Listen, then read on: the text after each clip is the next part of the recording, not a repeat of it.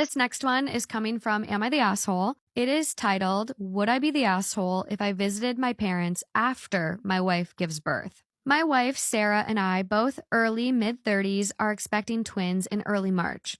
First and only kids for both of us. We had to go through IVF due to fertility struggles. Sarah is scheduled for a C-section due to this being a difficult pregnancy and other complications that make her high risk. Luckily, her parents are only a few hours drive away and willing to come whenever needed. My parents live in another country, and I see them usually once a year to every year and a half. They are aware of when Sarah is scheduled to have her C-section. Things have been going on they don't know how to handle, and they want me there to help out. My parents don't have a lot of money, but they went ahead and booked me a non-refundable plane ticket to come help them and visit for 6 weeks. The flight date is 5 days after Sarah's scheduled C-section. I've asked Sarah to look into rescheduling her surgery a few weeks earlier if possible, but she's refused, saying she's gotten herself mentally prepared for that particular date.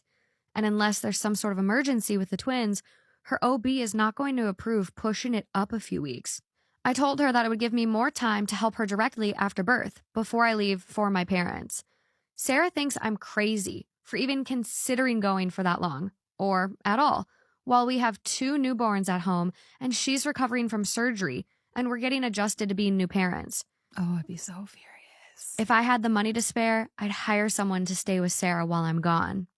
I gently reminded Sarah that I rarely see my family, and if they're asking and paying for me to fly there, it must be something serious that requires my presence. So he doesn't even know what it is?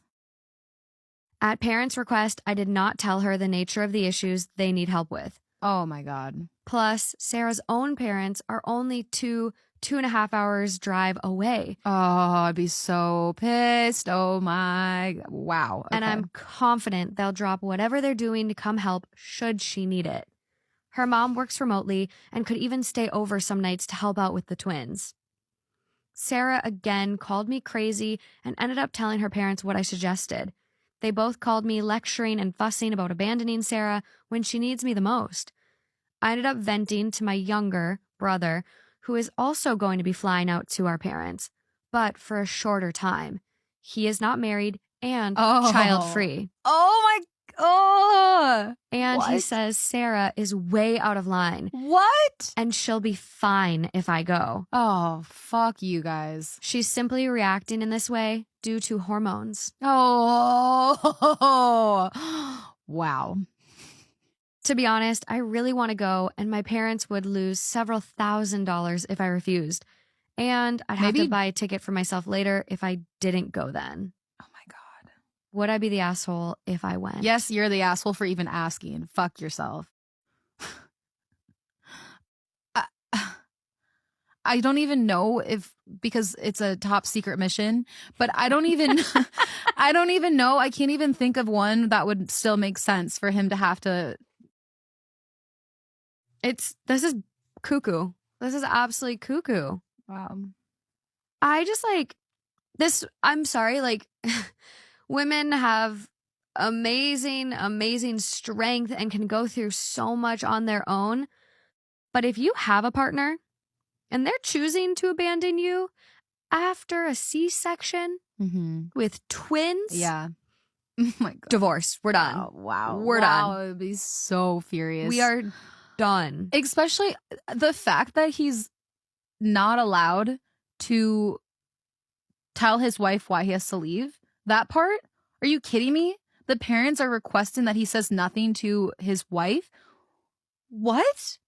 Are you guys in a mafia? What's going on? It's really weird. I wonder if they're just kind of threatened by him having a babies now, and just kind of trying to establish their relationship. And you know what I mean?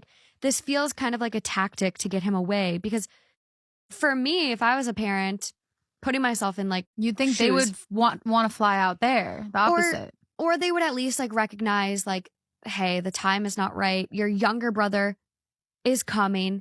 We'll have his help. It's okay. this is the time for you to spend with your family. And why the hell is the younger brother coming for a shorter amount of time? When he's not married and doesn't have kids. Yeah. Switch the tickets. Switch the tickets, bitch. And who's buying these tickets without talking it through first? Someone who wants to control. Literally. Like, I need to know what is going on. Because I'm like, even if there was a death in the family, why wouldn't he be able to tell his wife? Do you know what I mean? Like, what is going on? It is super goofy. So the post has been removed. I can't even find it anymore. And thanks to Reddit updating their lovely terms and services and whatever stuff they're doing, you can't even use like the Wayback Machine anymore. Mm-hmm. It's I remember bullshit. you saying that. That sucks. But I have a screenshot of the top comment.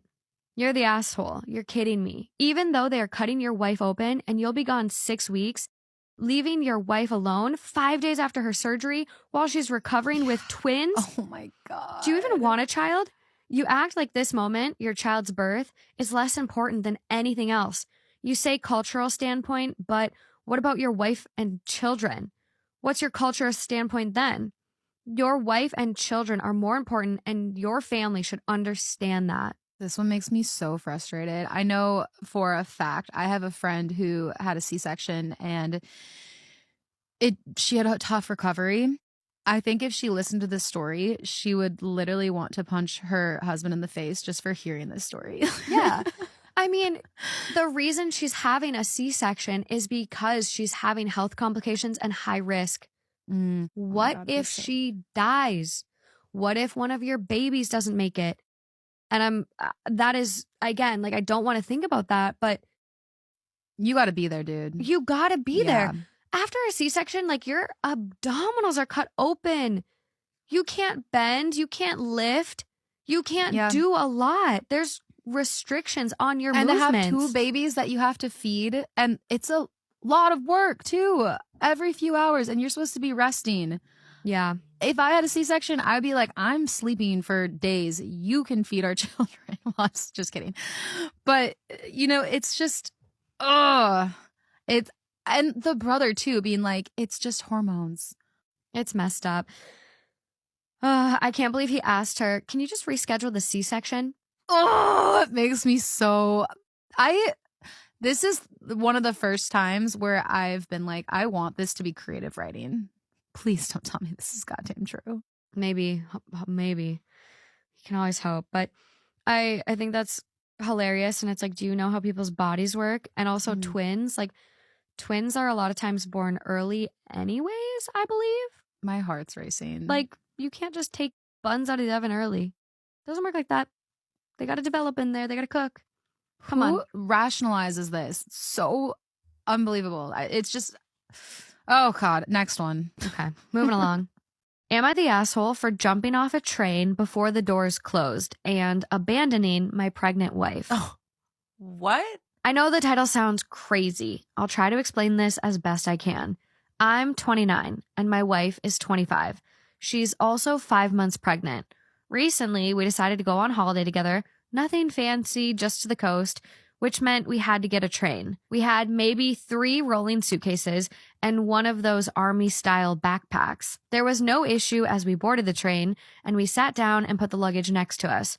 About 20 minutes into our journey, we heard an announcement over the speakers that the train was being diverted, which meant it wasn't going to stop at the station we needed anymore. As it was saying this, the train was coming to a stop at the next station. I panicked and told my wife we had to get off or we weren't going to be able to get to where we needed. I got up and started grabbing our things and rushed off the train. I couldn't believe it when I looked around and saw she hadn't gotten off.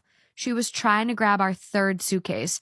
I had the other 2 and the backpack. Oof. Unfortunately, it was too late, and even as I rushed to the doors, they closed. My wife looked like she wanted to kill me, and the train pulled away with her on it.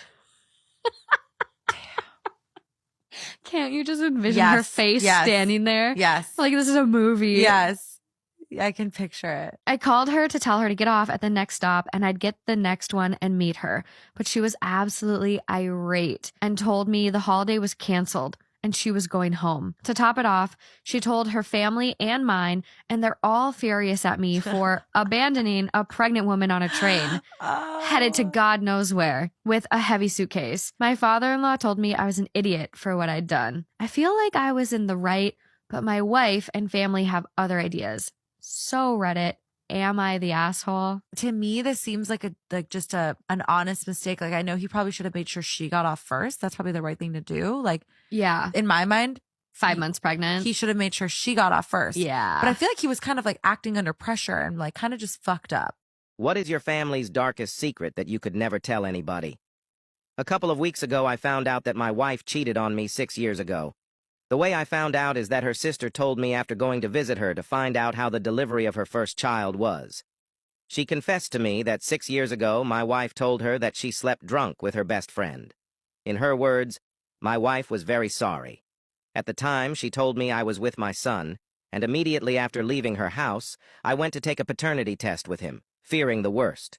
A week later, I got the results, and my fears came true. My son was not mine, and for some reason, I began to see the boy differently, more as an acquaintance than a son. With proof in hand, I confronted my wife at night when the child was sleeping. She asked me who told me, and I simply told her that it was none of her business, although obviously, it would not take long to connect the dots that it was her sister. Well, that is not my problem now. Regardless of that, I asked her for a divorce, which is now in process. She was devastated.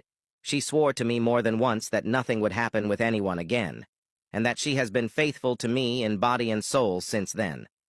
I held back the urge to insult her to avoid complications during the divorce issue, not believing a word she said, mostly blaming the alcohol instead of taking the blame herself. After talking about it, she threatened me saying that she would demand full custody of the child. I was so annoyed at that moment that I told her, okay, I don't want anything to do with something that is not mine, that she keep the child, and I'll keep the dogs.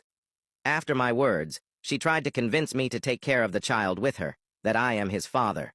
At that moment, I exploded. I was so angry, and I had held back so much the urge to scream that I just yelled at her to go and take her bastard with her. A week had passed since then, and she went to her parents' house with her kid. She has not called me since then. She left with everything in the half-asleep kid when I yelled at her, especially since it was the first time I really yelled at her. It sure affected her. I talked to my parents, and my dad told me that I did the right thing and that I shouldn't be raising something that is not of my blood. I agree with him. However, the pain is still there. I am currently seeing a therapist 3 times a week who told me that I have already taken the first step, which was to leave behind what causes me pain. It just hurts to know that my family no longer exists. Regarding why my sister-in-law told me everything, according to her, she felt guilty seeing me always happy with my son, knowing that he may not be mine, and that the fact that we went to visit her in a moment of weakness caused her to completely break down with guilt. I don't know how true that is. I just know that right now I feel tremendous hatred for my wife, and a feeling of pain and resentment for the child, although it's just time to get ahead.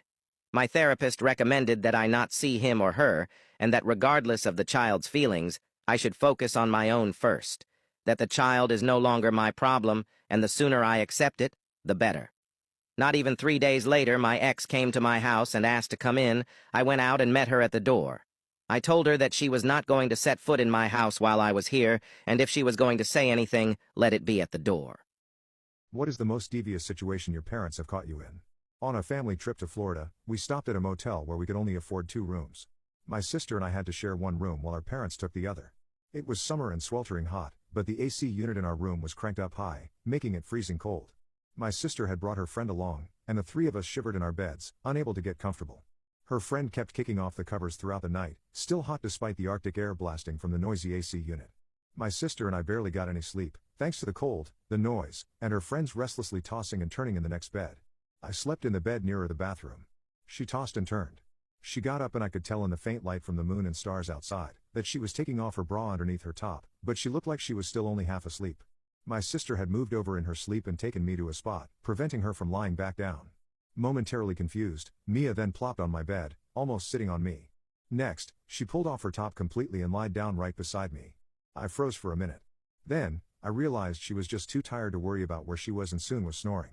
I contemplated what to do if I woke her up. It might wake up my sister, who would wonder why she was in my bed with no top on. I gently nudged her. No response. I got up and went to the bathroom, hoping maybe she would realize she was in my bed and get her top back on. She didn't. When I came back and got into bed, she was facing me, but still asleep. I noticed her chest rising and falling with her breathing. I had always looked at her as my kid sister's best friend, but seeing her completely topless in my bed, she could easily have been my girlfriend. If she was anyone else, I might have tried something, but I had to deal with my family, especially my sister. I decided to make the best of it. I sort of wanted to let her just lie there with me because I was getting turned on looking at her. I laid down and turned the other way, still thinking about her chest. I think I dreamed about them. Well, the next thing I remember was waking up and hearing my mother and sister telling me to get up. I awakened and saw my sister frowning at me like she does when I have done something really stupid. Mia was putting her top on and my mom looked ready to breathe fire.